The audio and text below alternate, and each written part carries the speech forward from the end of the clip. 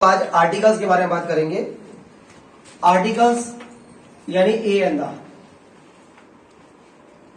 सबसे पहला क्वेश्चन ये होता है, आप लोगों ने बचपन से बड़ा पढ़ा होगा कि ए कहां लगता है, एन कहां लगता है, दा कहां लगता है, लेकिन कभी आपने यही नहीं पढ़ा होगा कि ए एन कहां लगता है और कहां नहीं लगता है। जैसा कि आप लोगों ने पढ़ा होगा कि बचपन में आपको या तो ये बताया गया हो कि जो वर्ड्स वॉवेल से स्टार्ट होते हैं, ए, ई, आई, ओ, यू से स्टार्ट होते हैं, उनके आगे एन लगाया जाता है। जबकि कोई भी वर्ड कॉन्सोनेंट से स्टार्ट हो तो उसके आगे ए लगाया जाता है। ये डाउट होता है, कुछ लोग इससे अपर क्लास में हम लोग पढ़ते हैं कि अगर इनकी साउंड अगर आ से लेकर अंग तक होती है तो एन लगता है। आप ए ई आई ओ पर मत फोकस करिएगा, आप साउंड पे फोकस करिएगा। जबकि कोई भी वर्ड का से लेकर क्या कहता है वहां पर लगता है ए। फॉर एग्जाम्पल के लिए जैसे आपने देखा ऑरेंज। अब आप लोगों ने पढ़ा होगा कि ऑरेंज ओ से स्टार्ट है, इसलिए इसके आगे एन लगा दें। क्या लगा दें? एन। बिल्कुल सही है आपने। लेकिन अब एक वर्ड है ऑनेस्ट। अब कुछ लोग इसे हॉनेस्ट पढ़ते हैं, जबकि प्रॉपर प्रोनाउंसिएशन होती है ऑनेस्ट। अगर इसे आप ये देखते हैं ऑनेस्ट बॉय लिख रहा है तो इसका हो जाएगा ऑनेस्ट। आपको कितना भी बड़ा हो, कंफ्यूजिंग हो, खाली आपको उसे हिंदी में लिखने का पहले वर्ड का प्रयास करना है। फॉर एग्जाम्पल जैसे आपने इसे लिखा, इसे बोलेंगे ऑनेस्ट। क्या बोलेंगे? ऑनेस्ट। तो आपने ऑ से स्टार्ट किया, यानी क्या आया? वॉवेल्स, स्वर की आवाज आई हिंदी से। कितनी भी इंग्लिश सीख लेना, लेकिन हिंदी के बिना इंग्लिश पूरी कंप्लीट नहीं होती। तो आप यहां पर क्या लगाएंगे? एन। एस से स्टार्ट नहीं है। जैसे दूसरा वर्ड ले लीजिए आप, यूनिवर्सिटी। क्या लगाएंगे यहां पर आप? यू से स्टार्ट है, एन नहीं आएगा, ए आएगा, क्योंकि आप इसको पहले वर्ड को लिखने का प्रयास करिए। सिर्फ यू आया, या आया, कहां से लेकर क्या कहने तक, तो यहां पर आएगा ए। एम ए एक वर्ड है, एम ए।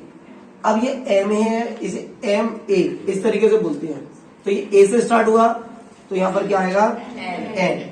लेकिन डिपेंड करता है ए एन कहां लगेगा, कहां नहीं लगेगा। देखिए आप लोगों ने, जैसे मैंने ऑनेस्ट बॉय लिखा, आपने एन लगा दिया। लेकिन अगर मान लीजिए वर्ड सिर्फ ऑनेस्ट होता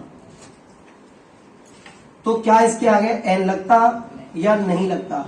ये नहीं लगता। रीजन आपको बड़ा कंफ्यूज होता है कि ए एन लगेगा या नहीं लगेगा।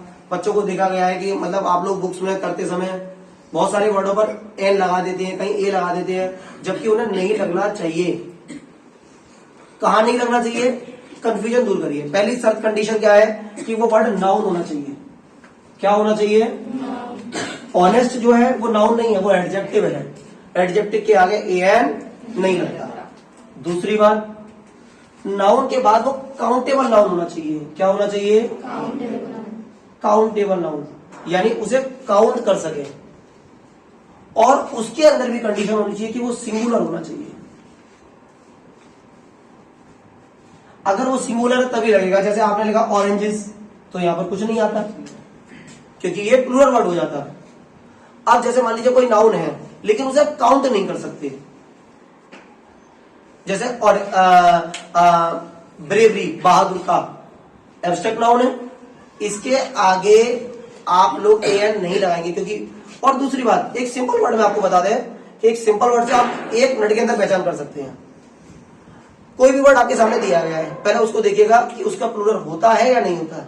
अगर प्लूरल होता है देन वो काउंटेबल है, क्योंकि काउंट कर सकते हैं। उसका सिंगुलर और प्लूरल दोनों ही होते हैं, और जिसका सिंगुलर का प्लूरल हो सकता है उसके आगे ए एन लगेगा, और जिसका सिंगुलर प्लूरल नहीं हो सकता उसके आगे ए एन, और उसमें भी सिंगुलर होगा तब लगेगा। अब जैसे कुछ क्वेश्चन होता है डियर।